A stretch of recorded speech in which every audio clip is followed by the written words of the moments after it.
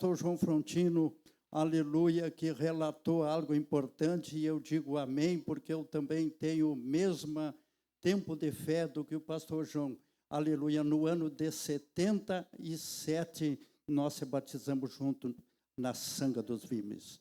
E o pastor aqui, Jonas, é nosso conhecido de longa data. Oramos ao Senhor, levanta a tua mão, aleluia, e creia no poder da oração. Momento muito especial, onde Deus vai continuar abençoando aqui o pastor Jonas, aleluia, com a palavra, aleluia, que Deus já tem colocado no seu coração. Aleluia, temos a certeza, Senhor, que a sua bênção será derramada sobre este lugar, palavra de ensinamento, cuja todos nós, aleluia, temos que aprender a tua palavra, precisamos a cada dia crescer, aleluia, no conhecimento da palavra, aleluia, conhecendo ao Senhor a cada dia mais, aleluia, e temos a certeza, Senhor, Shomai Nei Rei o Manai Recomanas Tekei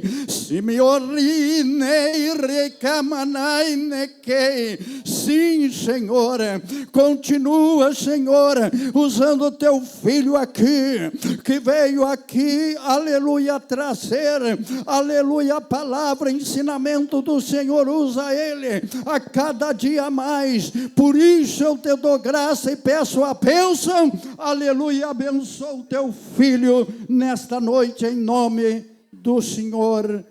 Amém. Aleluia. Parabéns, igreja de Bagé, pelos 77 anos, ao qual eu faço parte também. Amém. Glória a Deus. Sentem-se, por gentileza. Glória a Deus. Podem sentar, meus irmãos. Uma alegria poder ocupar novamente esse espaço para transmitir a palavra do Senhor aqui nesse evento, nessa EBO, que muito tem a transmitir, para os nossos irmãos, nossos obreiros e obreiras na casa do Senhor. Ontem eu fiz algumas considerações na hora que estava fazendo a minha saudação, considerações que não farei mais hoje, para nós ocuparmos o tempo da melhor forma possível, transmitindo a palavra do Senhor para os irmãos, mas não posso deixar de cumprimentar o pastor presidente, juntamente com a esposa, que são os líderes atuais da igreja, e casal, como relatei ontem, já nós os conhecíamos, mas eles não, né? Assim, com tanto tempo, desde a nossa juventude, a gente já tinha um contato com eles, e nós olhávamos aqueles líderes, e assim são os jovens aí, os irmãos, os obreiros, quando eram jovens, olhavam para os líderes da época, e hoje, pastor, nós somos esses líderes da época. E eu digo isso para esses jovens que estão aqui. Hoje vocês olham os líderes que estão no momento, mas vai chegar um momento na história, se Jesus não vir antes, que vocês estarão ocupando esse espaço de liderança. Por isso, meus irmãos, que desde a mocidade, desde a juventude, nós precisamos ter jovens firmes, e interessados pela obra do Senhor. Também, ontem eu não tinha visto, o pastor João Frontino, longa data, gostávamos, até queria lhe perguntar se o senhor continuava pregando, ministrando, porque nós gostávamos muito de ouvi-lo, ali em Candiota também ficou um bom tempo conduzindo a obra do Senhor, e um dos grandes dirigentes de congregação que foi nosso dirigente, que é o nosso irmão Irardi, por muito tempo ele dirigiu a congregação da Ipiranga e nós frequentávamos lá. E ele sempre nos deu liberdade e confiança para fazer a obra do Senhor. Estamos aqui fazendo a obra do Senhor, certamente é porque nós tivemos oportunidade de desenvolver o ministério aqui neste lugar. E eu agradeço então a todos, vejo vários irmãos, pastores, obreiros conhecidos, mas ontem eu fiz uma saudação um pouquinho mais longa, para que hoje eu possa ir direto à palavra do Senhor. Então todos E a igreja, né, receba a nossa saudação, nosso abraço, o abraço do nosso pastor presidente do Campo 1, né, do Ministério Assembleia de Deus de Imperatriz, que lá é dividido em mais de 14 campos, devido ao tamanho da igreja, e o Campo 1, né, que é o campo que nós pertencemos, que o pastor Raul é o presidente, né, o abraço dele a todos, e conforme o pastor Nelson falou, são conhecidos e já realizaram a obra do Senhor juntos, e trazem, tanto ele quanto o pastor, recordações boas, e a gente aqui está apenas citando, né, para que a igreja saiba o legado aí desses homens de Deus, que ainda Deus está colocando com força para nos orientar, nos conduzir na realização da obra do Senhor. Hoje ao meio-dia, quando nós conversávamos, eu pensava comigo assim: como é bom nós ouvirmos aqueles que têm mais experiências na obra do Senhor do que nós. Como é bom isso, porque nós temos uma caminhada já que dá para dizer que é uma caminhada até longa, mas quem tem mais essa caminhada tem mais experiência, passou por mais situações que talvez a gente não tenha passado, e são com esses irmãos que a gente aprende muito na nossa vida. E eu agradeço por aqueles momentos que passamos no dia de hoje, irmã, né, pastor, conversando e aprendendo um pouquinho mais para edificação e crescimento do nosso ministério. Que Deus abençoe, e toda a igreja, meus irmãos, recebam nosso abraço e os cumprimento com a paz do nosso Senhor e Salvador Jesus Cristo. Meus irmãos, vamos para a palavra do Senhor, né? A mídia está de parabéns, está deixando cada vez mais fácil a gente ministrar. Temo que daqui uns pouco tempo nem precisarão mais de gente ministrando, que ela vai fazer tudo, né? Mas nos ajuda muito aqui, glória a Deus. Também o pastor Marcelo, que foi o canal de contato para nós estarmos aqui. E eu dizia hoje, pastor Marcelo, ao pastor Nelson, que quando o senhor estava chegando, era o meu culto de despedida. Então eu saí e o Senhor chegou. Então eu penso assim: ninguém é insubstituível na obra do Senhor, e Deus também não deixa, meus irmãos, a igreja com falta de ninguém para fazer a obra do Senhor, né? E aí hoje nós podemos estar aí juntos cultuando a Deus, e toda a sua equipe que entrou em contato com a gente, que nos apoiou, nosso abraço e agradecimento. Ontem nós paramos aí. Então, aqueles que têm o conteúdo, falei que lá no finalzinho do conteúdo tem esses traços, e eu expliquei cada traço desses ontem, o que significa. E agora nós vamos começar, meus irmãos, a preencher isso. E nesse preenchimento, quando finalizarmos na segunda noite, se assim Deus permitir, nós teremos uma visão geral de toda a escatologia do Novo Testamento, com os principais pontos.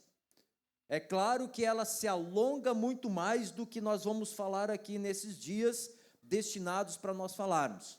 Para que os irmãos tenham uma ideia, este conteúdo nós transformamos num curso de pós-graduação, em que os alunos estudam durante 10 meses, e nós não conseguimos esgotar o assunto durante 10 meses de estudos. Então, não serão em 4 ou 5 ministrações, de 1h, 1h15, mais ou menos, que nós vamos aqui esgotar o assunto. Mas vamos trazer uma visão geral para os irmãos, suficiente para compreender todo esse plano escatológico que está contido na palavra do Senhor, e com isso, por se tratar da palavra de Deus, alimentar a nossa fé. Meus irmãos, só existe um alimento para a fé do cristão, é a palavra de Deus, né? Nós observamos assim, que a Bíblia diz que a fé vem pelo ouvir, e ouvir, né, pela palavra do Senhor. É a única citação que diz que a nossa fé é alimentada é pela palavra do Senhor. É por isso que nós precisamos desejar muito mais a palavra do Senhor do que qualquer outra manifestação na igreja. Uma igreja não é conduzida por visões, por mais que Deus dá. Uma igreja não é conduzida por profecia, por mais que Deus levanta profetas para profetizar. Uma igreja não é conduzida, meus irmãos, por sonhos reveladores, por mais que Deus dá sonhos reveladores. Uma igreja é conduzida pela palavra do Senhor Jesus. Pode não ter visões, pode não ter profecia, pode não ter sonhos, mas o que não pode faltar é a preciosa e poderosa e inerrante palavra do Senhor na vida do crente e na vida da igreja. E aqui, só de ver a quantidade de pessoas interessadas em aprender, dá para ver que esta igreja é uma igreja que continua sendo regida e conduzida pela palavra do Senhor. Glória a Deus por isso. Mas vamos lá então, que nós temos muita coisa hoje para falar. E vamos falar no primeiro tempo. Eu acho que os irmãos conseguem ali acompanhar, né? A mídia foi tão boa que colocou uma tela para mim bem perto, porque eu acredito que lá, não sei se eu conseguiria enxergar tudo, que a vista já está diminuindo, né? Mas aqui eles colocaram e isso eu agradeço. Então nós vamos ampliar esse primeiro tempo. E aqui, meus irmãos, nós vamos começar a preencher os espaços. E eu peço que aquele que tem caneta e interesse, coloque ali os eventos que nós vamos colocar. Então, primeiramente, nós vamos ver aqui na terra. Então, apareceu ali, nascimento de Jesus. Então, esse primeiro tempo, ele iniciou com o nascimento de Jesus aqui na terra, em que Jesus, Filho de Deus, se fez homem, desenvolveu o seu ministério durante 3 anos e meio, aproximadamente, que foi morto numa sexta-feira de manhã, que foi sepultado e ressuscitou no domingo de Páscoa pela manhã, apareceu durante 40 dias aos discípulos, e depois subiu aos céus à vista de cerca de 500 testemunhas, e 10 dias depois, desceu o Espírito Santo como outro Consolador, para permanecer com a igreja até o dia que a igreja será arrebatada aqui da terra. Então, se você um dia amanhecer e tiver dúvida se a igreja foi arrebatada ou não, sentir a presença do Espírito Santo, saiba que ainda a igreja não foi arrebatada. Por isso que Paulo, ele diz nas suas recomendações, para nós não extinguirmos o Espírito e sermos cheios do Espírito Santo do Senhor, porque ele veio como outro Consolador para estar conosco até o dia que a igreja for arrebatada. E ainda mais, algo que no Antigo Testamento não acontecia, passou a acontecer com a igreja. No Antigo Testamento, ninguém dos grandes homens de Deus foram classificados como sendo templos do Espírito Santo. Mas depois da descida do Espírito Santo em Atos Apóstolos, capítulo 2, todos nós, jovens, adultos, idosos, crianças, adolescentes, todos nós fomos transformados no templo do Espírito Santo, e o Espírito de Deus habita em nós até o dia, meus irmãos, que Jesus vir buscar a sua igreja. Então, iniciamos esse tempo com o nascimento de Jesus. Não vamos discorrer sobre ele, porque até o tema não permite. Mas aqui se torna importante nós compreendermos o que nós chamamos de período da igreja. Como eu disse ontem, a Assembleia de Deus tem um tripé teológico, doutrinário, que sustenta a Assembleia de Deus como igreja. Por isso que ela cresce na maior, a que mais cresce desde a sua fundação.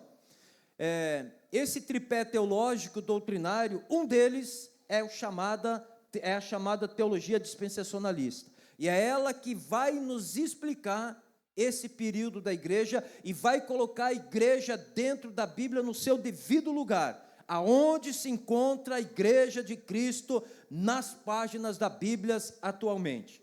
Então, ela vem por esse ensino dessa teologia. Período da igreja, vamos ver isso. Para que compreendamos, existe uma profecia-chave. Quem gosta desse assunto, quem gosta da escatologia, a profecia-chave para nós compreendermos aonde está a igreja do Senhor, são as 70 semanas de Daniel, profetizado por Daniel lá no livro de Daniel. Então, memorizem isso, procurem estudar essas profecias, essas 70 semanas, que ela coloca a igreja exatamente onde ela está. Daniel capítulo 9, versículo 24 ao 27 diz assim: 70 semanas estão determinadas sobre o teu povo e sobre a tua santa cidade. Deixa eu destacar um negócio aqui, ó. 70 semanas é um tempo. Nós precisamos compreender que Deus marcou o tempo. Lá em Eclesiastes diz que há tempo para todas as coisas debaixo da terra, debaixo do sol. E de fato há. Há tempo, meus irmãos, da igreja ser formada, houve esse tempo se expandir, crescer, se consolidar. E há tempo, meus irmãos, da igreja se findar aqui na terra, porque ela vai ser arrebatada, né? Então, nós estamos vivendo, e Deus marcou esse tempo. Então, estão determinados sobre o teu povo. Quem é o povo em que Daniel profetizou? Israel, judeus, tá? Nós temos que entender isso. Sobre a tua santa cidade, quem é chamada de santa cidade até o dia de hoje? A cidade de Jerusalém, em especial no período dos profetas, no período do Antigo Testamento. Para extinguir a transgressão, então, vejam só, não foi extinta a transgressão ainda. Então, isso ainda está por acontecer. Dar fim aos pecados, não aconteceu. Continuamos pecando. E o mundo continua pecando cada vez mais. O diferencial é que quando um crente peca, o Espírito Santo já acusa na mente dele, como eu falava ontem, e a gente vai buscar o perdão imediatamente do que aconteceu. Espiar a iniquidade, e trazer a justiça eterna, e selar a visão e a profecia, e ungir o santo dos santos. Então, nós começamos discorrendo sobre isso. Versículo 25. Sabe e entende, desde a saída da ordem para restaurar, para edificar Jerusalém, até o Messias, o príncipe, 7 semanas e 72 semanas. As ruas e as tranqueiras se reedificarão, mas em tempos angustiosos. Isso aqui já aconteceu. Depois eu vou mostrar melhor. Só para dizer para os irmãos que quando a gente estuda a profecia, nós precisamos entender que o mesmo versículo, às vezes, em especial Apocalipse, e também ali o sermão profético, o mesmo versículo ele traz eventos que ocorreram no passado, eventos que podem estar ocorrendo no presente e eventos que acontecerão no futuro. Nós precisamos conseguir entender a que tempo aquele versículo está se reportando a mensagem profética que ele traz consigo, tá? Seguindo aqui, 70 semanas, mais uma vez, e aí ele vai, aliás, 7 semanas, ele vai dividir as 70 semanas em 3 grupos. 7 semanas um grupo, 62 semanas outro grupo. Depois eu vou fazer um gráficozinho ali, vocês vão entender melhor. Versículo 26, e depois das 62 semanas será tirado o Messias e não será mais, e o povo do príncipe que há de vir destruirá a cidade e o santuário, e o seu fim será como uma inundação, e até o fim haverá guerra, estão determinadas a assolação.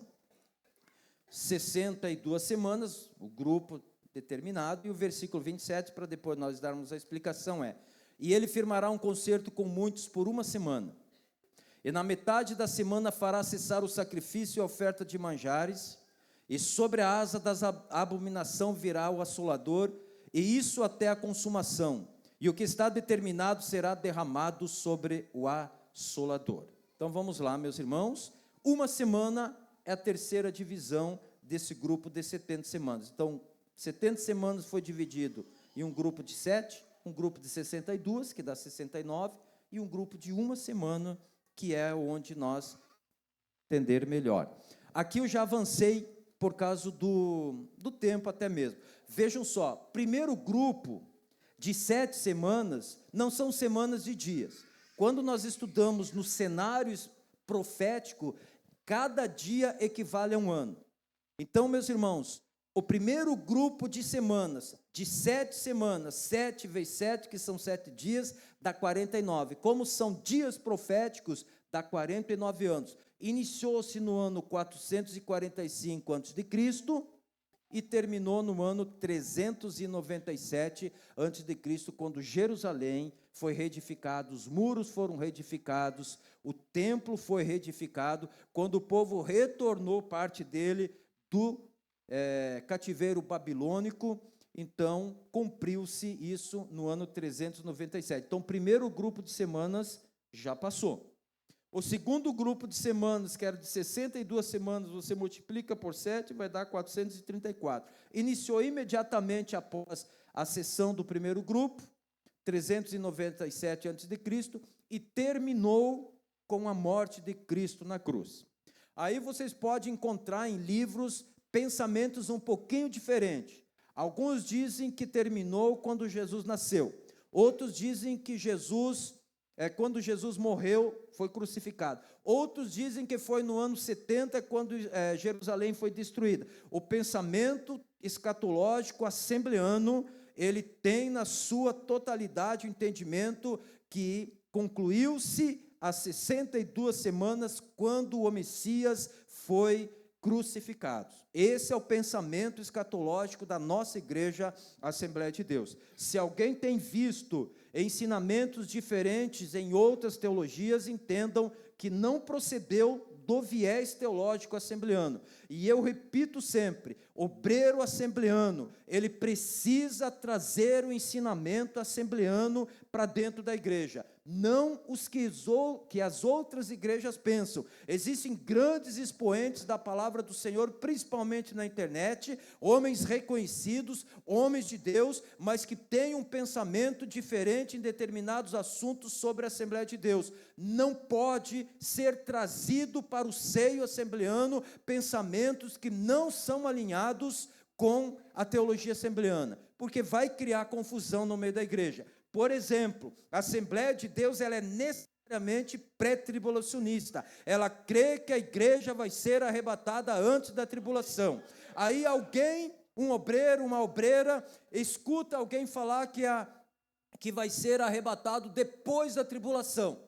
Aí vem o pastor da igreja, numa ceia, toda a igreja reunida, e ele ensina: irmãos, precisamos nos preparar, a igreja vai ser arrebatada antes da tribulação. E aí, um obreiro lá na congregação prega e diz: irmãos, na verdade nós vamos ser arrebatados depois da tribulação.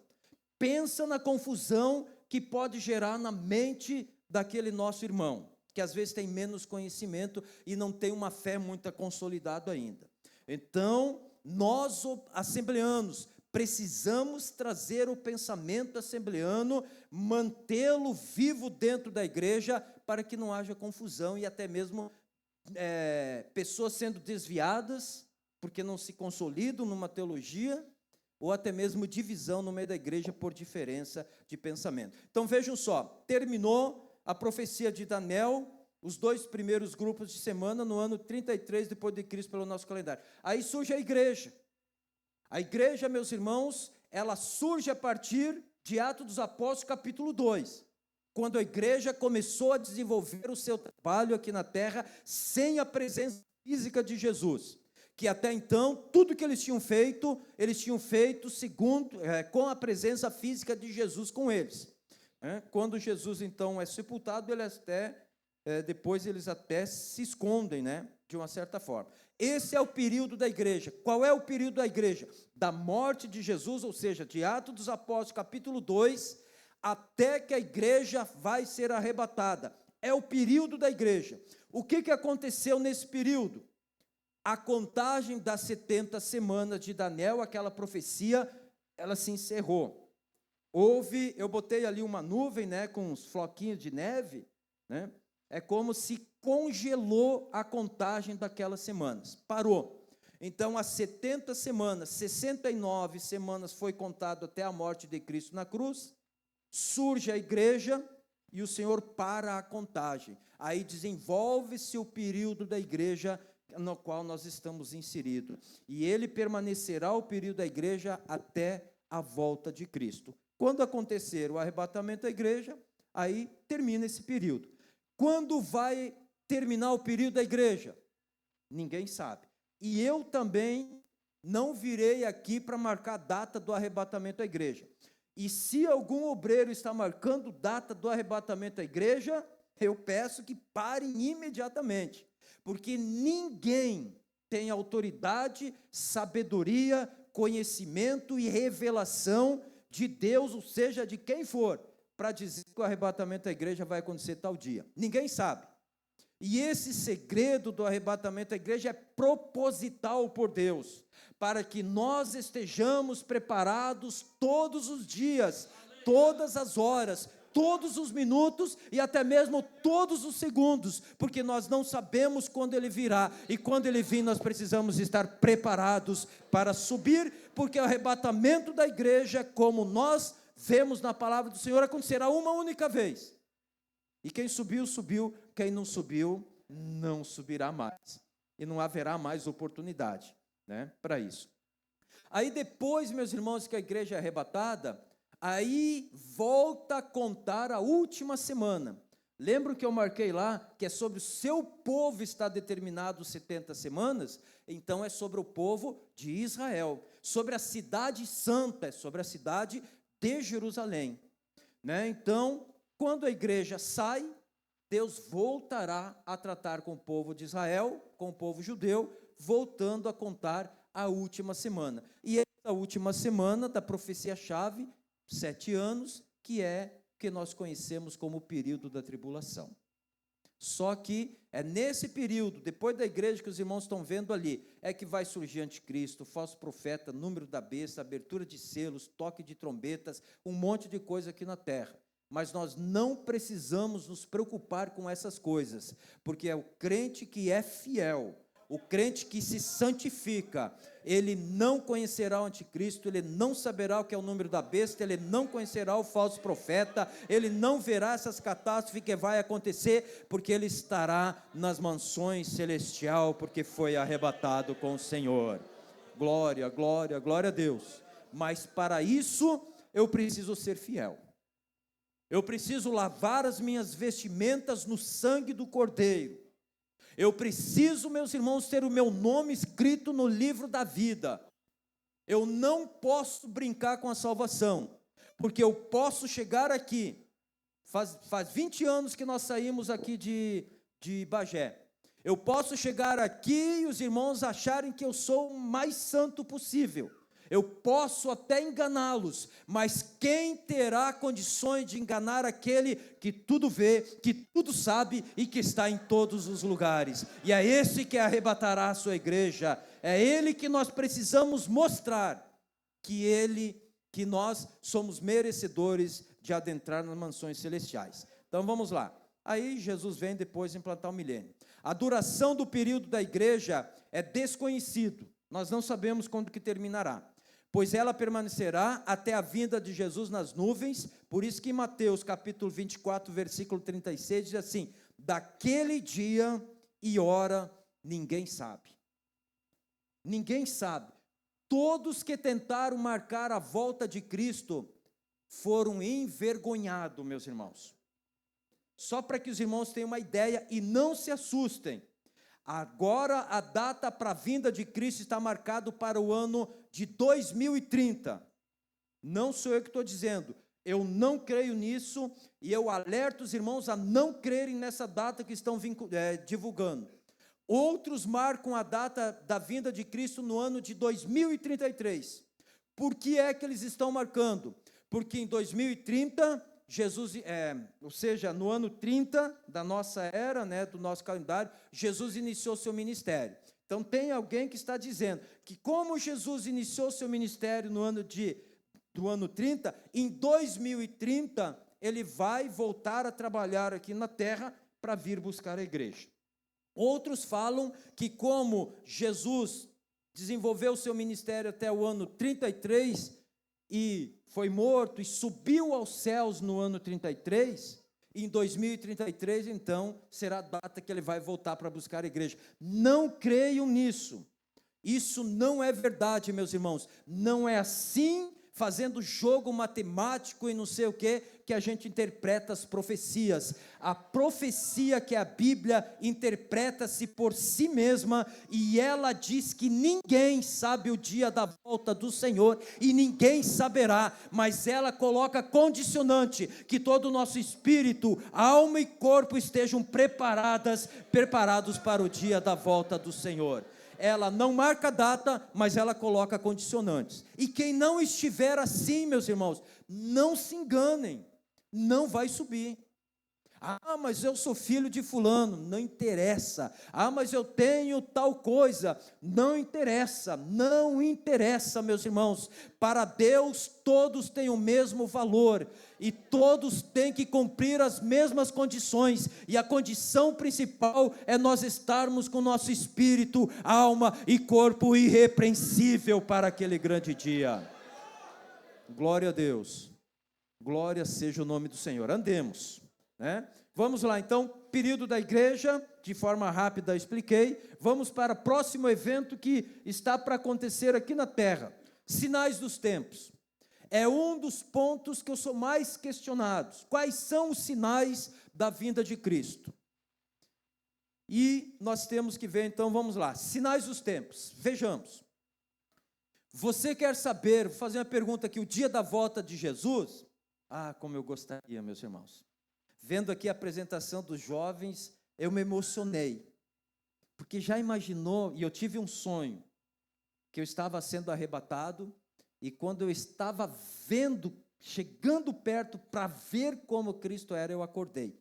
E eu digo assim, no sonho, irmãos, a sensação era extraordinária. Não queria que fosse um sonho, eu queria que fosse realidade aquilo, mas foi um sonho, né? E representaram muito bem aqui, jovens. Então, como a gente queria saber quando Jesus vai vir, mas os discípulos que andavam com eles também queriam saber. Mateus capítulo 24, versículo 3, ele já fala disso, né? E estando assentado no Monte das Oliveiras, chegaram-se a ele os seus discípulos, em particular, dizendo: dize-nos, quando serão essas coisas, e que sinal haverá da tua vinda e do fim do mundo? Eles também queriam saber quando vai acontecer essas coisas. Isso foi o que eu falei ontem. Se nós começarmos a marcar data, nós entramos na escatologia especulativa, que um obreiro assembleano não pode cair nessa tentação de entrar pela escatologia especulativa. Marcar data, a volta de Jesus, é mera especulação, meus irmãos, porque a Bíblia, ela diz, ninguém sabe. E como nós vamos confrontar a Bíblia?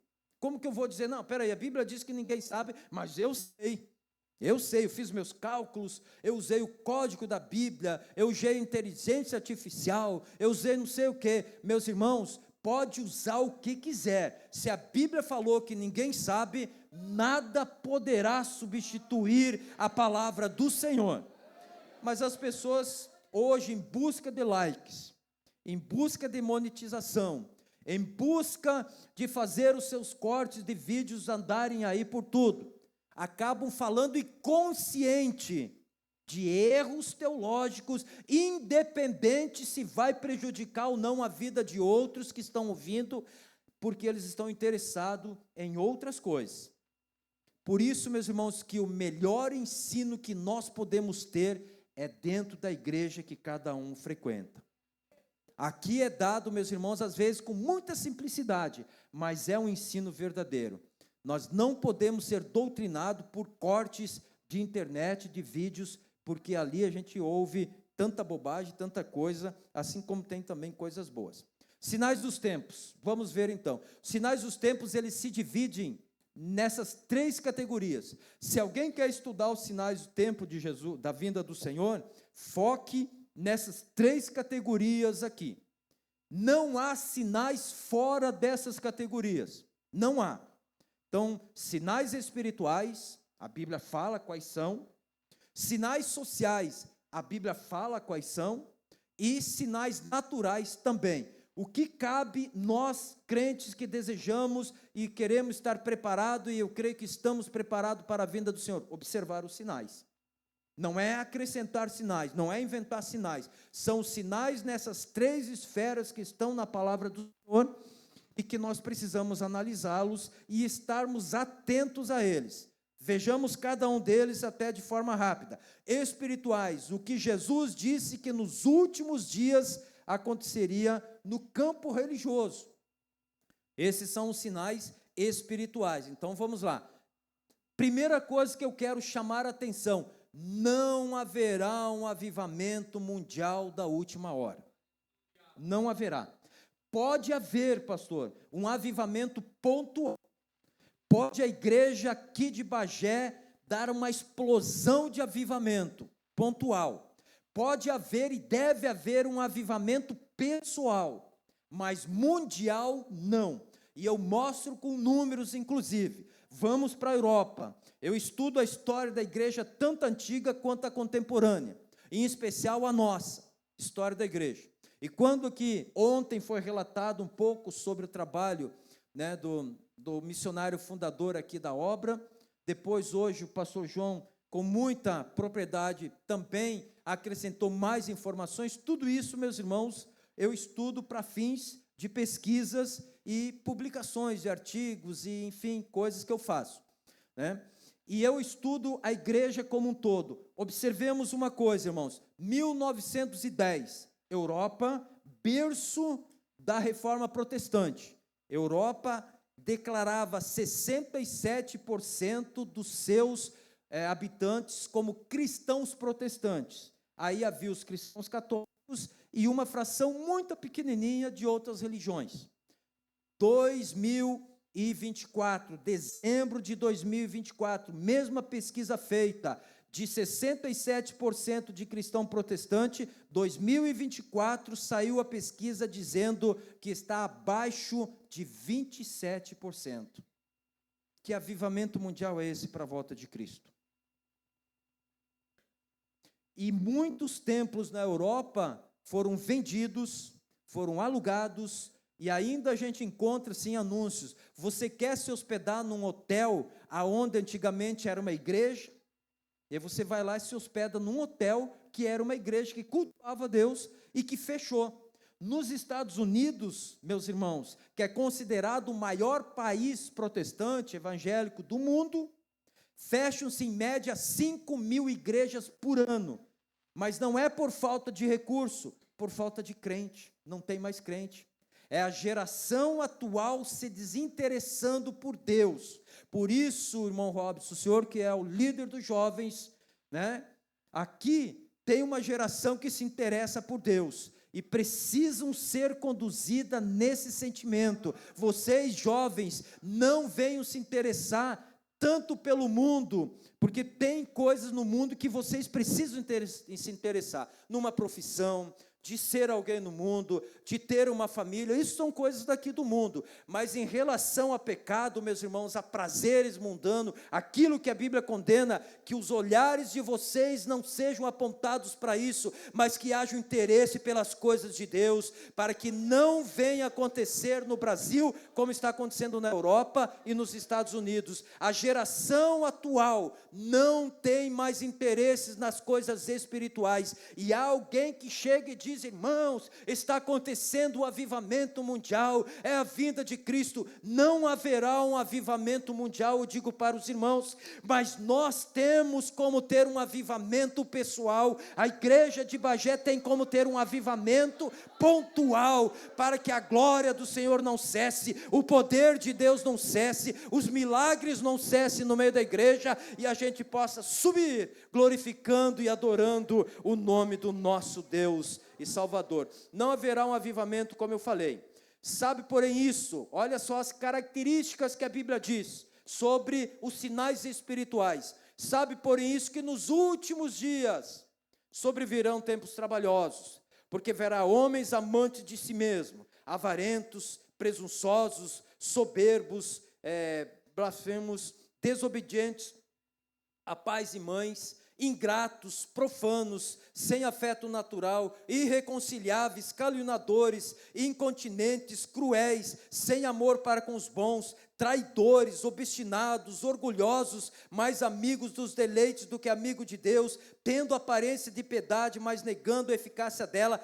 destes afasta-se. Eram as orientações do apóstolo Paulo para Timóteo. Nos últimos dias, aonde está dizendo a Bíblia que nos últimos dias vai ter um avivamento? Não, meus irmãos, os dias são trabalhosos. Nós vemos escândalo em cima de escândalo dentro da igreja, crentes que se dizem crentes e não são, pastores que se dizem pastores e não são. A gente está vendo nas redes sociais absurdos acontecendo, e Jesus está vindo. Por isso que nós precisamos nos manter fiel ao Senhor, meus irmãos, firmes na casa do Senhor, porque não espere um avivamento mundial, porque eu lhes digo pela palavra do Senhor, não acontecerá, mas na sua vida você pode ser avivado, na sua igreja ela pode ser avivada, e isso só depende de mim, depende de cada um de nós buscarmos esse avivamento, e ele virá, e levará quem está preparado, e quem não estiver, não se engane, não subirá. Então são sinais espirituais, né? Pouquinho mais à frente, ó, sabendo primeiro isso, que nos últimos dias virão escarnecedores. O que nós estamos vendo nas redes sociais? Piadas, são escarnecedores, piadas com o evangelho, stand-up com o evangelho, piada com as línguas estranhas, piada desacreditando milagre. Hoje a gente vê uma igreja, alguém recebendo milagre, a gente até desacredita, porque a internet está desacreditando. São verdadeiros escarnecedores. Existem igrejas, meus irmãos, e os líderes falam muito mal da parte teológica e pentecostal da Assembleia de Deus. Não vou citar nomes aqui, tá? Nem tipo de igreja. E ainda tem a Assembleia de Deus que convida esses camaradas para ministrar. É uma loucura, gente. O cara vai para a internet e aí bota um vídeo de alguém falando em língua, ele diz, isso aí é meninice, isso aí é emocionalismo, isso aí terminou com a morte do apóstolo João. Os caras detonam a nossa igreja. E quando vê, são convidados para pregar nos nossos púlpitos. Que aqui não venha acontecer isso, meus irmãos, porque é um absurdo. E a gente encontra aí pelo Brasil afora, né? Pessoas que escarnecem dos dons, escarnecem, e aí a gente acaba depois indo até atrás desse cara aí, para fazer alguma coisa. Não, meus irmãos, nos últimos dias verão escarnecedores, andando segundo suas próprias concupiscências e dizendo, onde está a promessa da sua vinda? Eu já passei em lugares no Brasil que não queriam que a gente falasse, a Assembleia de Deus, falasse sobre a volta de Cristo. É um assunto muito complexo, né? A gente tem que ter muito cuidado, e não sei o quê, tem tanta coisa para falar da Bíblia, vamos evitar de falar isso, mas como? Se é o evento mais esperado pela igreja, é a vinda de Cristo, como não vamos falar? Como não vamos alertar a igreja? Né? E tem igreja que nem fala. Para terem uma ideia, a minha dissertação de mestrado foi sobre a volta de Cristo. Aí eu, perante uma banca para apresentar a dissertação, o meu orientador, que era de uma outra denominação, ele chegou assim e disse assim para mim, quando se traz coisa nova no campo acadêmico, tem que assumir o risco que pode dar errado. Porque no nosso meio, esse assunto não é tratado. Aí eu digo, bom, estou reprovado, pronto. Né? Mas não, deu tudo certo. Mas, para ver, irmãos, tudo bem que falar sobre a volta de Cristo não é uma doutrina condicionante para a salvação, mas é uma doutrina necessária para a nossa preparação e expectação para a vinda do Senhor.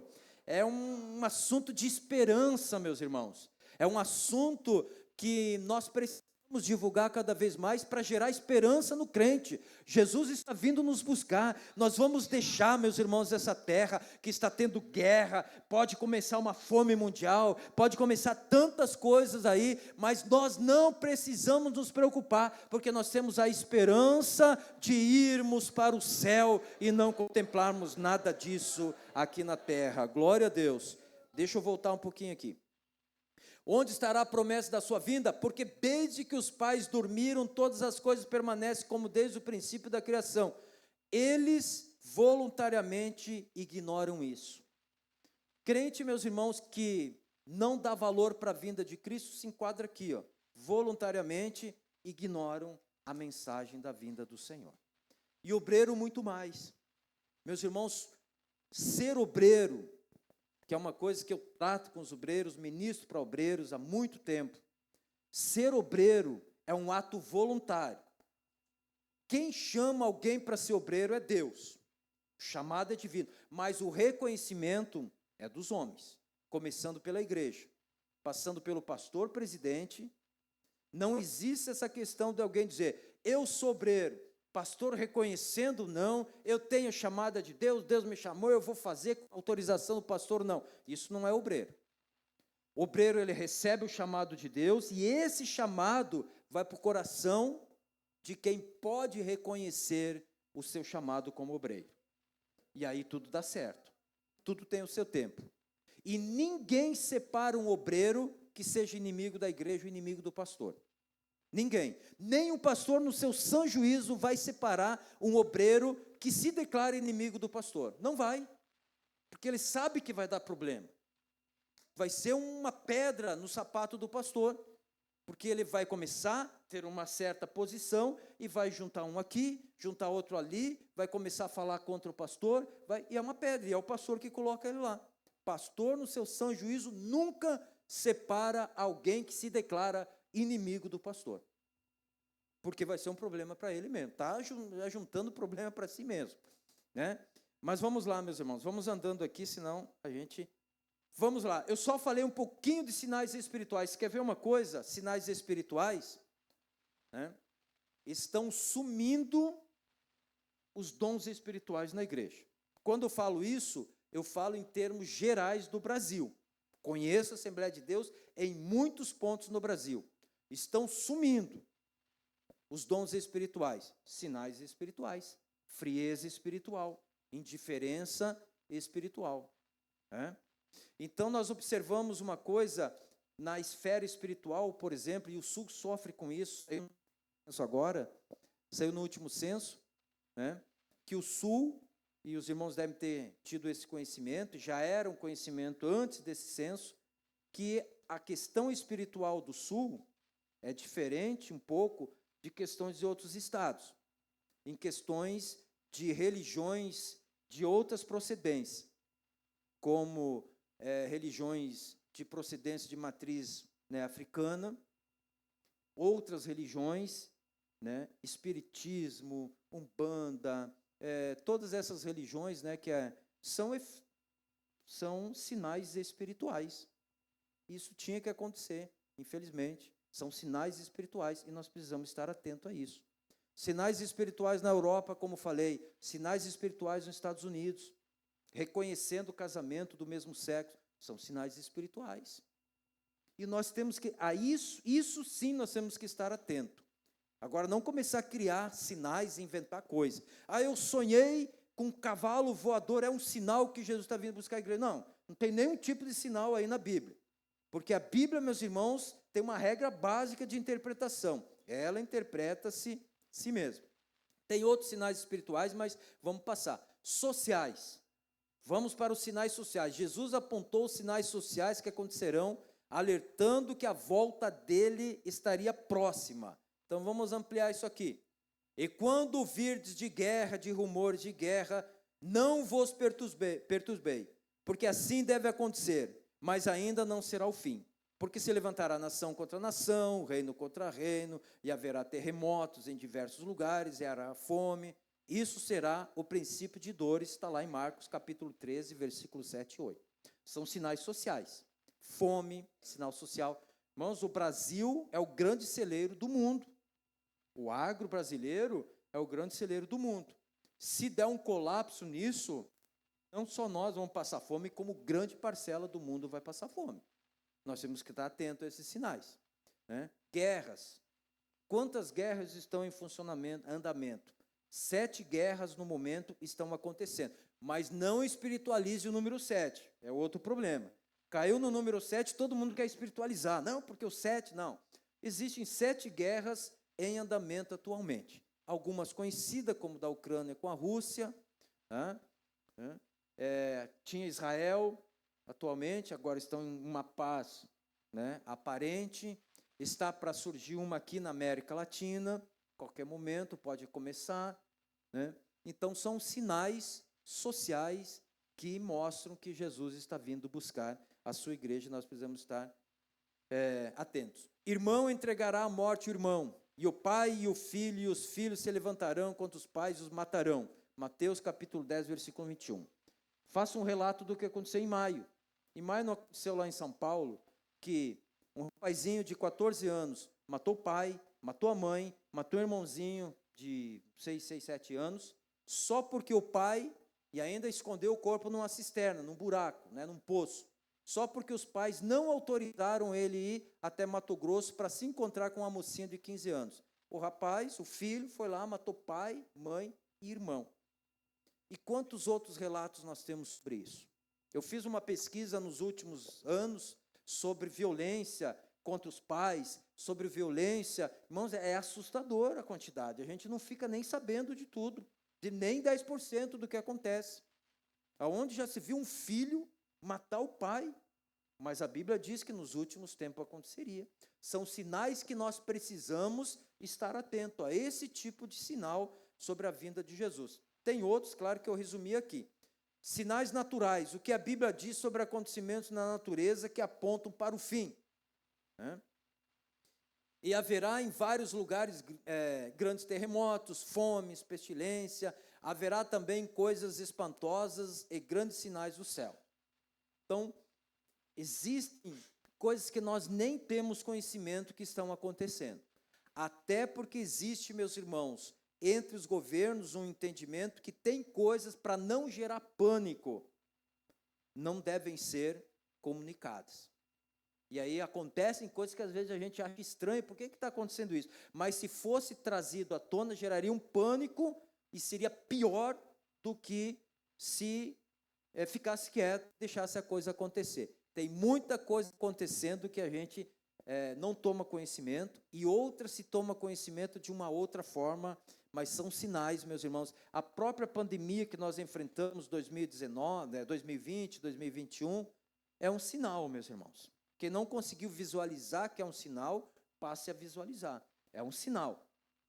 E é tão certo que é um sinal, que eu não sei quantas lives eu participei, fiz, né, a convite de igrejas para falar sobre o arrebatamento da igreja por causa da pandemia. Estava morto esse acontecimento, esse assunto. Estava esquecido o assunto da escatologia, até surgir a pandemia. Quando surgiu, meu Deus do céu, virou um negócio assim, gente apavorada, desesperada, que Jesus estava vindo buscar. E, na verdade, meus irmãos, eu classifico isso como apenas um dos sinais de que Jesus está vindo buscar a sua igreja. E ele está mostrando, estou vindo. Ele está dizendo, se prepare, eu estou vindo, olha o sinal. E nós precisamos estar preparados. O grande sinal da vinda de Jesus é o povo de Israel. Pela teologia dispensacionalista, Israel tem um papel importante e único no cenário profético. Eu coloco esse mapa aqui só para os irmãos terem uma ideia. O primeiro mapa, né, que está à nossa esquerda aqui, é um mapa de 1946. Não tem a nação de Israel, porque no ano 70 depois de Cristo, Israel deixou de ser nação. Deixou, não tinha mais. Os mapas não traziam mais a nação de Israel como uma nação, como um país. A partir de 1947, começou uma divisão na Palestina, criada pela ONU, né, por um gaúcho, né, Oswaldo Aranha, que foi presidente dessa seção da ONU. E em 1946, 47, depois o voto foi, em 48, foi realmente reconhecido, passou a ter o país de Israel. Os irmãos observem que a partir do terceiro mapa começa a aparecer Israel. E depois ele permanece aí, ampliando o seu estado. Então, até 1947, 48, Israel não era nação novamente. E para que acontecesse o arrebatamento da igreja, Israel tinha que se tornar nação novamente. Por quê? Nós estamos vivendo o período da igreja, Deus está trabalhando com a igreja, arrebata a igreja, Deus volta a trabalhar com Israel. E para isso Israel tem que voltar para a sua terra. E hoje Israel já está na sua terra, hoje Israel já é um país reconhecido desde 1948, o povo de Israel já está lá. Então, são sinais que mostram que Jesus está vindo buscar a sua igreja. E nós precisamos estar preparados. Fosse falar aqui de Israel, quer ver uma profecia que se cumpriu mais recentemente? Os irmãos lembram que tinha a União Soviética, né? Na década de 90, no início da década de 90, em 91, né? 1990, 1991, houve a perestroika. Havia cerca de 3 milhões de judeus na Rússia, que não era autorizado eles irem para Israel. Não era autorizado. Todo o restante, Isaías profetizou dizendo assim: direi ao norte dá, ao sul não retenha. Trazei meu povo de toda a extremidade da terra. Uma profecia para Israel. Só que o norte, que estava a União Soviética, não permitia. E do nada, quem acompanha a história sabe que do nada, vamos dizer assim, do nada, para não entrar em detalhes, né, Mikhail Gorbachev foi lá e extinguiu a União Soviética. E imediatamente, irmãos, no outro dia, segundo os relatos que a gente tem da história, no outro dia, né, uma caravana de 700 mil judeus se deslocaram para botar o pé em Israel. Por que para botar o pé em Israel? Existe uma lei chamada Lei do Retorno, que começou em 1902 ser costurada essa lei. Essa lei diz, meus irmãos, que no momento que um judeu que nasceu no Brasil, que tem a nacionalidade, né, brasileira, mas no momento que ele colocar os seus pés em Israel, ele torna-se cidadão da nação lá também de Israel. E isso está acontecendo, então nós temos. Eu falo agora para terem uma ideia de como que isso funciona. O jovem que é judeu, que nasceu no Brasil, que é brasileiro, ele não presta o serviço militar aqui no Brasil. Ele presta o serviço militar lá em Israel por 2 anos. E a moça por 1 ano. E depois que ele cumpre essa missão de 2 anos ou 1 ano, ele volta para o seu país. Israel tem um exército espalhado no mundo inteiro, meus irmãos. E de tempo em tempo eles vão lá para fazer reciclagem. Porque haverá um grande conflito mais à frente, que a Bíblia diz, e Israel vai precisar de muita gente para esse conflito, e o exército dele está espalhado por todo o mundo, por causa dessa questão da lei do retorno e dessa flexibilidade que existe deles irem prestar o serviço militar lá. Sinais dos tempos. Agora vamos para o arrebatamento. É claro que eu resumi os eventos aqui. Vamos lá para o arrebatamento, que acho que é o que mais nos interessa. Haverá 2 vindas de Cristo. Nós somos muito questionados contra isso e criticados, porque nós cremos que Jesus virá em 2 momentos, um para arrebatar a igreja e outro para implantar o milênio. Uma invisível e outra visível. A teologia assembleana crê nisso, desde a sua fundação. Então, o entendimento da teologia dispensacionalista é que Cristo virá em 2 momentos, ou seja, 2 fases. Primeiro, ele vem para arrebatar a igreja, de forma invisível ao mundo, secreto, dá para dizer, porque só os salvos o verão, e iminente, que poderá acontecer a qualquer momento.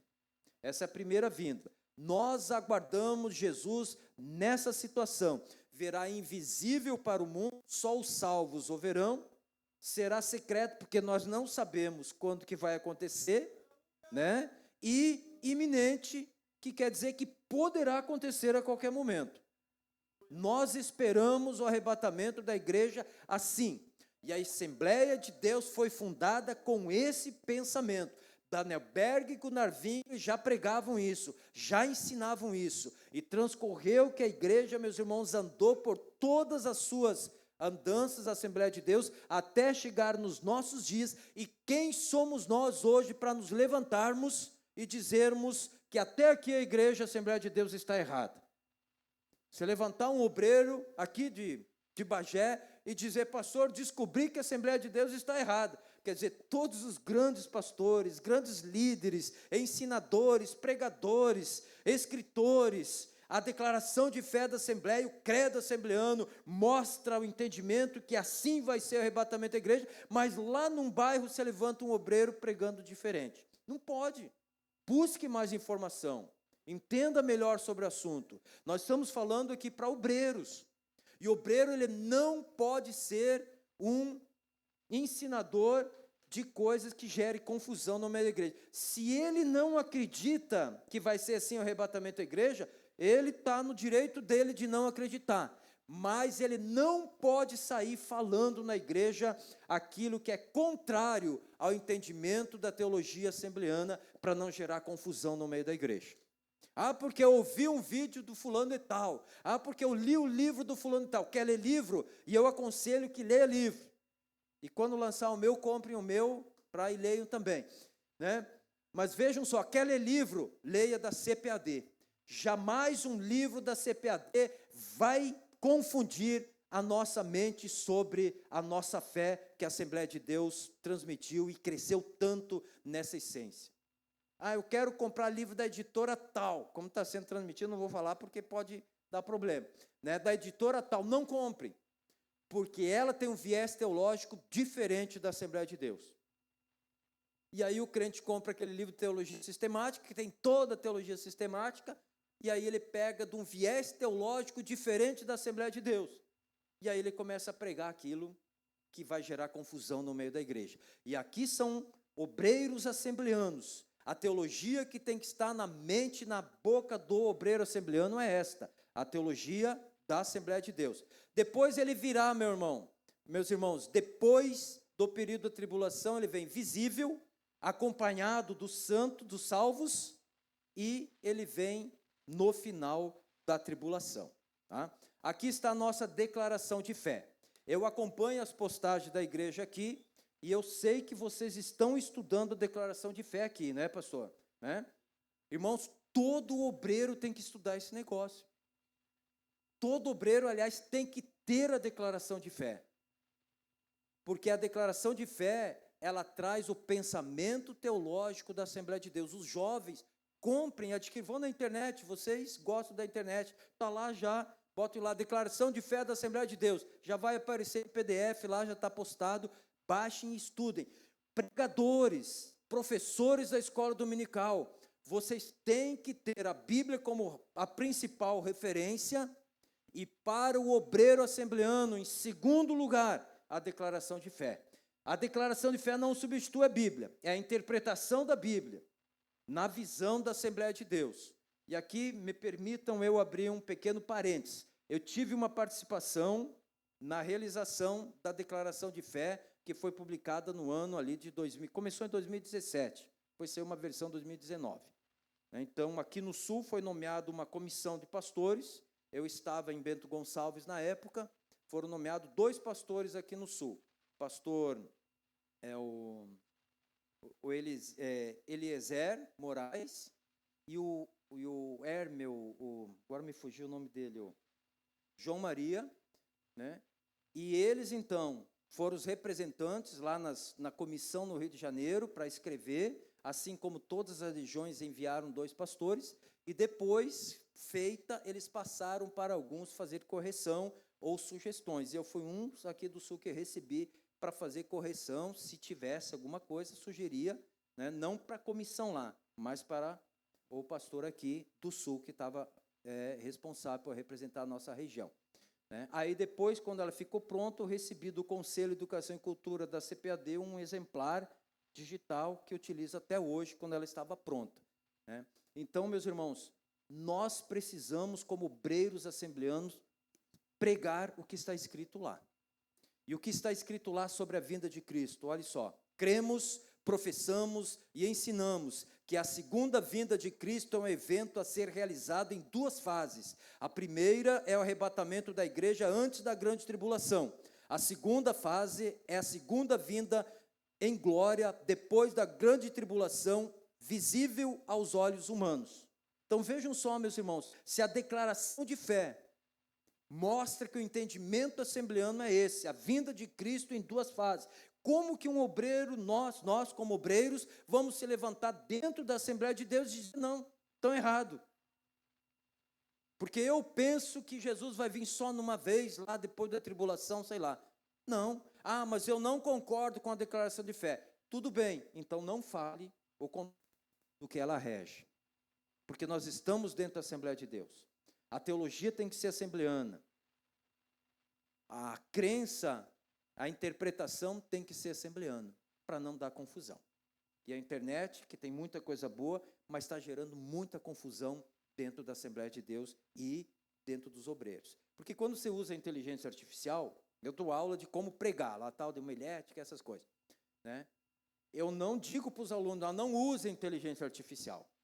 Você pode até usar como uma base, mas revise tudo e coloque a visão da tua igreja dentro daquilo. Porque a inteligência artificial, pastor, a gente chega lá e coloca assim, quero um sermão com 5 tópicos, né? O tema é tal, e cada subtópico, o tema é tal, tal, tal, e manda. E instantaneamente ele dá o sermão pronto. Tá? Só que ele puxa tudo que tipo de teologia que fala sobre o assunto. Até coisa espírita vem junto, e aí tem crente preguiçoso, ao invés de estudar a Bíblia e montar o seu sermão para pregar, que pega isso e fica falando coisa, meus irmãos, que até é de doutrina espírita no meio da igreja. Né? Então, nós não podemos cair nessa falha aí e prejudicar a igreja. Depois, 1 Tessalonicenses capítulo 4, versículo 17. Depois nós, os que ficarmos vivos, seremos arrebatados juntamente com eles nas nuvens a encontrar o Senhor nos ares, e assim estaremos sempre com ele. Essa citação fala da primeira vinda de Jesus, que depois nós vamos falar um pouquinho mais sobre isso. Quando nós vamos para Apocalipse, capítulo 1, versículo 7, diz, eis que venho como as nuvens. Aí ele vem visível, que é a segunda vinda dele. E todo o olho verá, até o mesmo que os transpassaram, e todas as tribos da terra se lamentarão sobre ele. Sim, amém. Então vejam que aqui é a vinda visível do Senhor. Para arrebatar a igreja, em momento algum ele diz que virá visível, mas depois ele diz que todo olho o verá. E é esse entendimento que a Assembleia de Deus tem. Arrebata a igreja, se revela somente para os salvos, e depois do período da tribulação, quando ele vem para acabar com a tribulação, julgar o anticristo, prender Satanás, aí ele vem visível, só que junto com ele, visível também, virá os glorificados, que é a igreja do Senhor, que somos nós que estaremos lá. Glória a Deus, glória a Deus. Obreiro que pregar diferente disso, eu alerto lá os professores da escola dominical, como falei ontem, são cerca de 1000 professores que eu coordeno.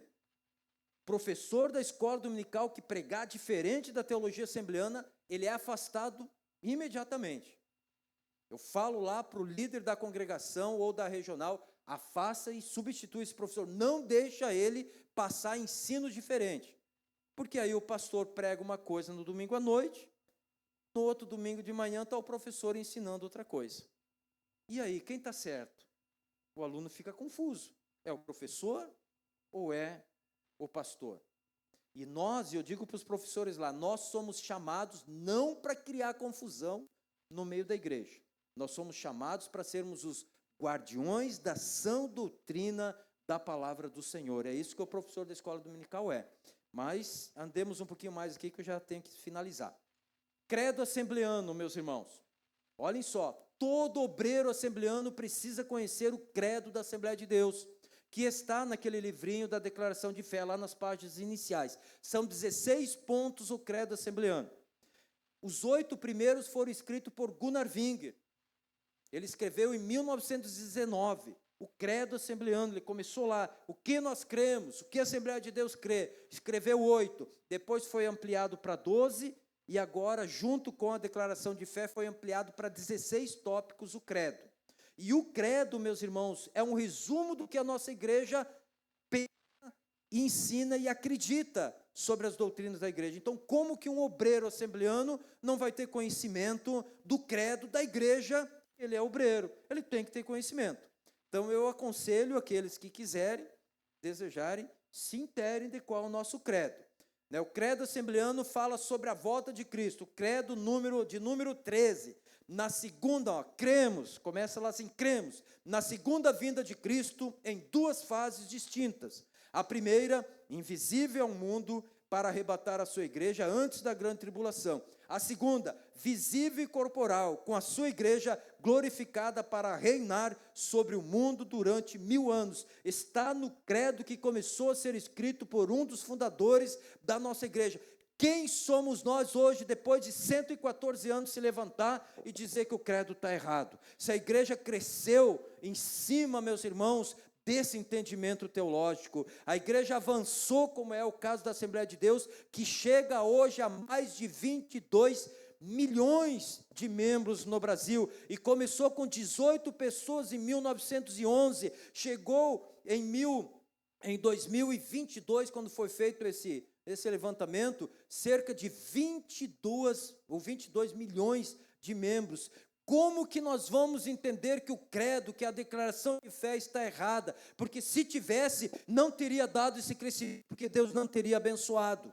Então, meus irmãos, nós temos tudo pronto. Nós só precisamos tomar conhecimento e seguir aquilo que a Assembleia de Deus ministra, ensina e tem como foco desde a sua fundação. Porque senão nós vamos destruir a igreja. Vejam só, primeiro Jesus veio no seu nascimento, primeira vinda dele. Depois ele virá para arrebatar a sua igreja na segunda vinda, primeira fase para arrebatar. Depois de 7 anos, ele virá na segunda fase para implantar o milênio. Resumindo, para a gente visualizar melhor, esse é o credo da Assembleia de Deus sobre a vinda de Jesus. Esse é o credo que nossos pastores antigos ensinaram. Esse é o credo, meus irmãos, que a igreja andou pregando e hoje está ameaçado porque nós estamos tendo acesso a outras informações, de outros pensamentos que estão vindo, estão confundindo nossos irmãos, estão tirando a mensagem do interesse, né? Aqui, meus irmãos, Antônio Gilberto, quem conhece a história dele, talvez alguns aqui já puderam assistir pessoalmente ele ministrando, dos grandes ensinadores, reconhecido mundialmente. Vejam só, eu não me atrevo, meus irmãos, a dizer uma vírgula contra ou diferente do que ele falou, né? E ele fala o seguinte, no seu livro, lá, o Calendário das Profecias, diz o seguinte, sobre arrebatamento da igreja. Na primeira fase, ele virá para os seus, ou seja, para arrebatar. Na segunda, com os seus. Na primeira fase, é o arrebatamento da igreja. A segunda é a volta dele em glória. É a sua revelação pública, sua manifestação, o aparecimento visível a Israel e às demais nações. Quem somos nós para se levantar e dizer, opa, esse homem errou, ele se enganou. Eu fiz os meus estudos aqui e eu digo que ele está errado. Né? Quem somos nós para falar isso, meus irmãos? Vamos andar um pouquinho mais.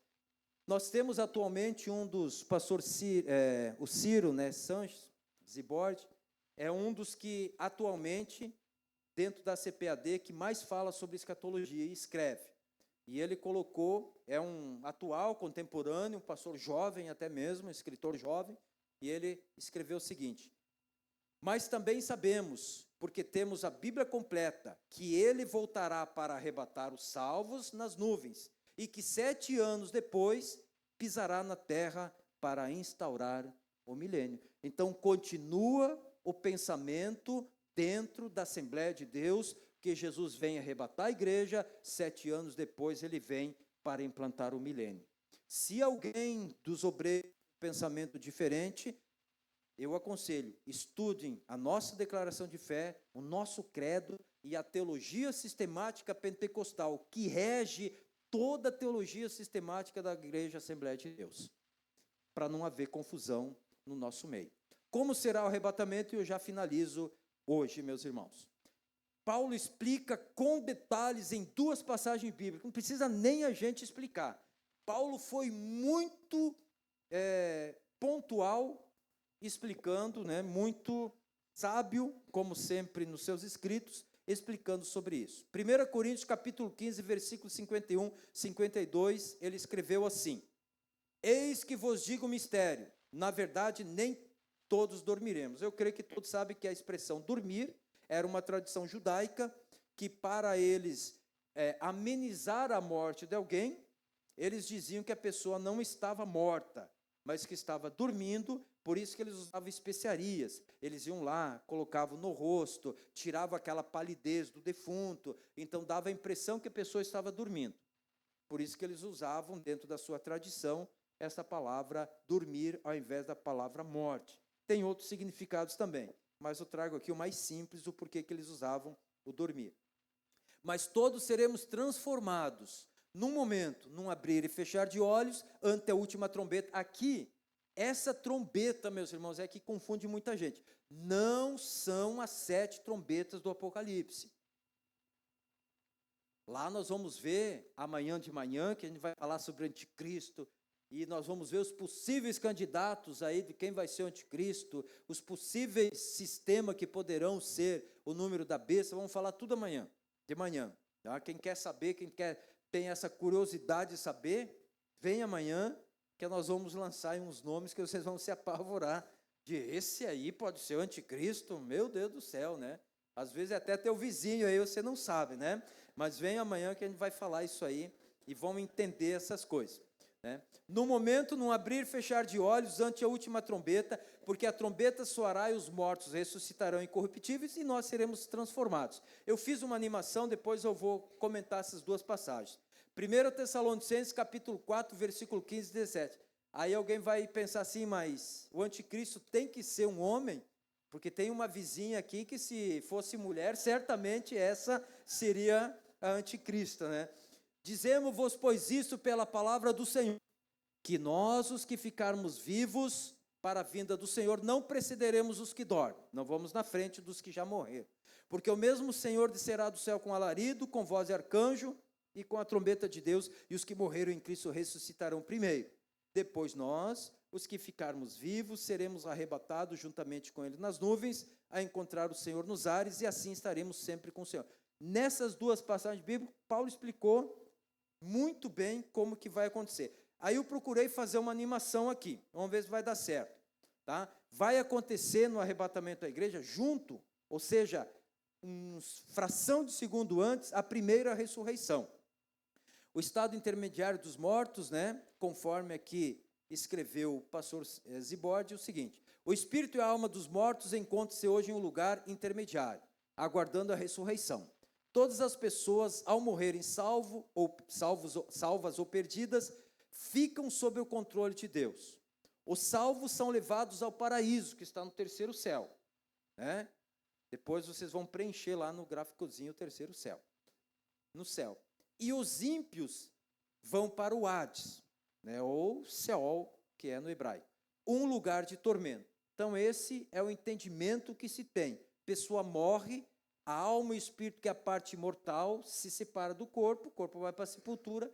Quem é salvo imediatamente já vai para o paraíso, e quem não é salvo já vai para o inferno, que não é a condenação eterna ainda. Tá? Salvos e não salvos, só para a gente ter uma ideia, esse pensamento do Hades, ele é válido ainda hoje, para os irmãos terem uma ideia. Então, no Antigo Testamento, quem morria salvo ia para o Hades. Hades quer dizer lugar dos mortos.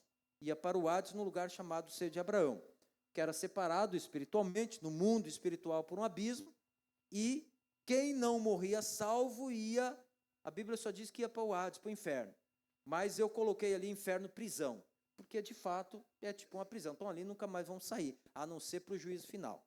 Tá? Isso quem morria salvo e não salvo antes do Antigo Testamento. Vamos lá. Quem morre salvo, a alma e o espírito vão para o 3º céu, no paraíso, e aguardam a primeira ressurreição, que ocorrerá fração de segundo antes do arrebatamento. Os que partem sem salvação continuam indo ao Hades e lá permanecerão até o juízo final. A natureza da ressurreição do corpo será um corpo semelhante ao corpo glorioso de Cristo, conforme Filipenses 3:21, que transformará o nosso corpo abatido para ser conforme o seu corpo glorioso, segundo o seu eficaz poder, de sujeitar também a si todas as coisas. Então, nós vamos ter um corpo glorioso. Como esse corpo será? A Bíblia diz que nós seremos igual dos anjos, no sentido de um corpo interminável, de um corpo não mais material, mas nós não seremos anjos, não confundam isso. Anjo é uma classe de ser criada por Deus, e os seres humanos uma outra classe criada por Deus. Tá? Mas nós teremos um corpo semelhante, né? Ou ele chega a dizer assim, igual ao dos anjos, no sentido de ter uma vida eterna, né? No sentido de não precisar comer, não precisar beber, não precisar nem casar, nesse sentido que ele diz que nós seremos iguais aos anjos. E vejam como é importante frequentar a escola bíblica dominical. A lição de 1998, irmã Maria, que foi licionada aqui, eu estava aqui, tratou sobre esse assunto. E eu resgatei ela lá, na página, lá, não sei se coloquei a página, mas ela diz o seguinte: na verdade, a transformação que ocorrerá na vida do Senhor será extraordinária e gloriosa, pois o que é material se revestirá do imaterial, o corruptível do incorruptível. Todas as limitações da matéria em nossos corpos serão anuladas completamente, pois literalmente nossos corpos serão revestidos de espiritualidade. Não haverá mais carnalidade, não haverá mais osso, não haverá mais carne, será um corpo espiritual, glorioso, eterno e preparado para enfrentar ou para estar na presença da glória de Deus. Porque se Jesus descesse em glória aqui, todos nós seríamos fulminados, porque o nosso corpo não está preparado para a glória de Deus, mas com essa transformação no arrebatamento da igreja, o corpo vai estar preparado para suportar a glória de Deus. Agora nós sentimos um pouco a glória de Deus, mas nós chegaremos um momento, meus irmãos, que ela será revelada na sua totalidade, e para isso nós precisaremos estar com o corpo preparado. É por isso que é a transformação. Agora que vem, vejam só aqui. Deixa eu voltar para aqui, para o corpo, né, que morreu aqui. Tá? Então vejam só, tem aí uma pessoa morta, corpo estendido. O que acontece quando ela morre? Se ela for salva, a alma e o espírito dela, que são imateriais, vai para o paraíso. Mas o corpo, meus irmãos, vai para a sepultura. Quando acontece a ressurreição, é o processo inverso. O corpo, né? Vamos lá, está preguiçoso. Ó. O corpo sai da sepultura, alma e espírito desce do terceiro céu, do paraíso, só que o corpo que ressuscita, já ressuscita num corpo glorificado. Tá? Então não esperem, eu vou ressuscitar, vou andar pelas ruas de Bagé. Não, você vai ressuscitar num corpo glorificado e vai subir daí para o arrebatamento da igreja. Deus. Então, se nós enfrentarmos a morte, meus irmãos, o crente, ele tem que enfrentar a morte com essa convicção. Tudo bem, o meu corpo físico está sujeito à morte, não tem como eu fugir dele, o arrebatamento da igreja ainda não aconteceu, mas ele enfrenta a morte com essa esperança. No dia do arrebatamento, o Senhor me ressuscitará num corpo glorificado por toda a eternidade. Glória a Deus. Por isso que a mensagem escatológica, ela não pode ser do terror, pastor João. Ela tem que ser a mensagem de esperança. Uma mensagem de esperança, que se eu enfrentar a morte antes do arrebatamento da igreja, eu parto. Meu corpo vai para a sepultura, sim, mas a esperança em mim é que no dia do arrebatamento eu ressuscitarei, porque o Senhor tem esse poder e prometeu. Glória a Deus. Agora vejam só o arrebatamento, mais uma animação para nós finalizar aqui. Por ocasião do arrebatamento da igreja, vai acontecer que tem pessoas vivas, como nós estamos aqui, e tem pessoas que acabaram de ressuscitar, que são salvos. Mas esse ressuscitar e tudo isso vai acontecer nisso aqui. Tá? Mas aqui nós temos que fazer na velocidade da nossa mente para captar. Então, aconteceu o arrebatamento da igreja, tem duas classes de pessoas salvas. Os que ressuscitaram e os que estão vivos, como é o nosso caso. Cheio de salvos aqui. Amém ou não é amém? Glória a Deus. Né? Aí, então, duas classes. O que vai acontecer com eles? A Bíblia diz que nós, os que estivermos vivos, nós não vamos preceder eles. Ou seja, nós não vamos subir antes deles para o arrebatamento da igreja.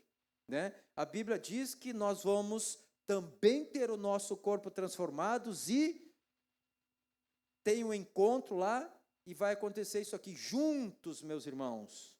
Juntos todos num corpo glorificado. Então, quem já perdeu, meus irmãos, como é o meu caso, já perdi a minha mãe, o meu pai, a minha irmã, na qual nós temos convicção que eles partiram salvo, no dia do arrebatamento, tanto eles estarão com o corpo glorificado, quanto se eu estiver vivo, também estarei com o corpo glorificado, e juntos, meus irmãos, subiremos e encontraremos o Senhor no primeiro céu, meus irmãos, aleluia, nas nuvens, aonde está o primeiro céu.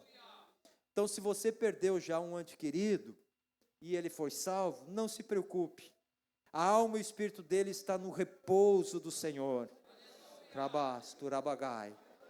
e eles aguardam, meus irmãos, a primeira ressurreição, e eles sabem disso, eles sabem que vão ressuscitar, meus irmãos, e ressuscitarão, não vão querer mais esse corpo, mesmo que o Senhor fizesse a promessa para eles, olha, eu te faço a proposta, você pode ressuscitar no teu corpo quando você faleceu, ou você quer ressuscitar no corpo glorificado.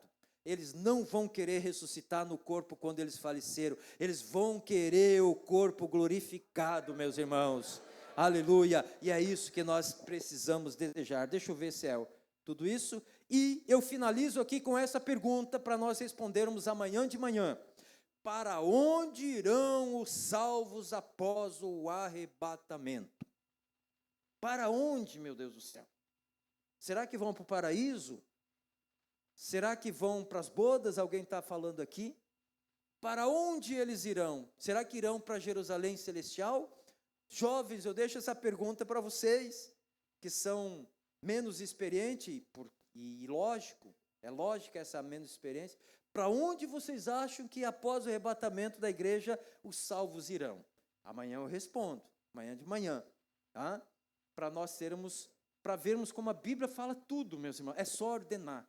A Bíblia, ela tem resposta para tudo, nós só precisamos pegar e ordenar ela dentro, no caso aqui, dentro dos tempos. Meus irmãos, nosso horário chegou e eu quero orar com os irmãos neste momento. Vamos se colocar em pé, por gentileza. Glória a Deus. Glória a Deus. Eu digo para os nossos irmãos, talvez tenha aqui no nosso meio alguém que esteja com alguma enfermidade e está com medo que essa enfermidade possa tragar a sua vida. Eu quero dizer duas coisas, se caso alguém esteja nessa situação ou caso alguém esteja nos assistindo. Duas coisas. Primeira coisa que eu quero dizer é que Jesus tem poder para lhe curar dessa enfermidade. Segundo, se ele não lhe curar, e isso for a causa da sua partida, parta convicto de que o dia do arrebatamento você ressuscitará em um corpo glorificado. Não tenha medo dessas situações que aparecem na nossa vida. Quero também aqui, meus irmãos, dizer, se alguém no nosso meio nesta noite, né, é tanta gente nova que eu não consigo conhecer todos, né, reconhecê-los, tá? Tem alguém que veio a convite de alguém e ouvindo a palavra do Senhor nesta noite, mesmo que numa forma bem didática, não numa forma de pregação, reconhece que precisa de Jesus ou que precisa se reconciliar, não espere para amanhã, porque se o arrebatamento da igreja acontecer hoje, você não vai subir. Você tem que reconciliar com o Senhor. Se tem também, meus irmãos, tá, ok, né? Então veio uma pergunta, ontem a gente falou sobre pergunta, eu penso que eu poderia responder isso amanhã, né? Para nós aqui orarmos, porque o horário chegou, eu sou meio, não gosto de passar do horário. Amanhã a gente responde, veio uma pergunta aqui bem interessante, a pergunta. E se alguém tiver também, coloca aí, faz chegar até nós, que se eu não souber responder, aí alguém, depois que eu for embora, responde para os irmãos aqui, tá? Tá? Meus irmãos, então eu quero neste momento, eu quero que todos fechem seus olhos, inclinem as vossas cabeças neste momento e procurem, meus irmãos, meditar na palavra do Senhor. Você deseja o arrebatamento da igreja? Glória a Deus. Se ele acontecer hoje, Eu estou preparado? Glória, glória ao nome do Senhor. Veja o que Jesus preparou para nós. Quando Paulo, escutem bem, mas não precisa olhar para mim. Paulo foi arrebatado aos céus, viu os céus, mas não foi autorizado que ele escrevesse. Inclusive Deus colocou um espinho na carne dele para dizer, quando você começar a se exaltar sobre o que tu viu no céu, esse espinho vai lhe atacar. Mas João foi arrebatado ao mesmo céu, viu o que Paulo viu e foi autorizado a escrever. E Paulo diz que viu a cidade santa, a santa Jerusalém preparada para os salvos, aleluia, cujas ruas eram de ouro, glória a Deus, cujo fundamento eram 12 camadas de pedras preciosas, os muros eram de jaspe, diamante, os portões grandes pérolas, e ela era reluzente, e o trono do Senhor se fazia presente. João viu e foi-lhe autorizado a escrever. Nós precisamos ter visão do céu, meus irmãos, olhar para as coisas de cima, olhar para os céus, desejar mais as coisas espirituais, porque Jesus preparou, o Senhor preparou coisas grandiosas para nós, e muitos de nós estão, meus irmãos, presos a coisas mínimas aqui deste mundo, a coisas sem valores, a coisas, meus irmãos, meramente humanas, materiais, sendo que Deus preparou as grandes coisas espirituais para nós gozarmos a eternidade, aleluia, com Ele.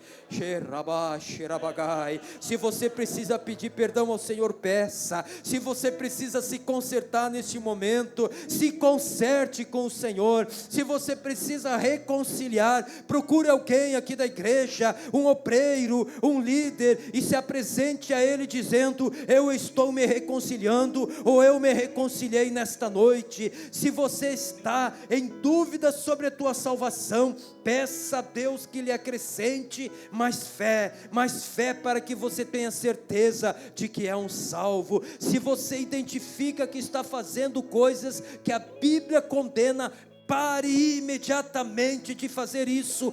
Pare, cesse de pecar, porque Jesus buscará os salvos, os santos, os remidos, os que estão com as vestes alvas, os que estão purificados do pecado, aqueles que têm domínio sobre a língua, aquele que tem domínio sobre a concupiscência da carne, aquele que tem domínio sobre a concupiscência dos olhos. O Senhor buscará os santos que estão sobre a terra, e nós precisaremos estar em condições para subir. E eu pergunto antes de orar, todo o seu corpo, toda a sua alma, todo o seu espírito estão irrepreensíveis na presença do Senhor? Se sim, ore comigo nesse momento. Soberano e eterno Deus,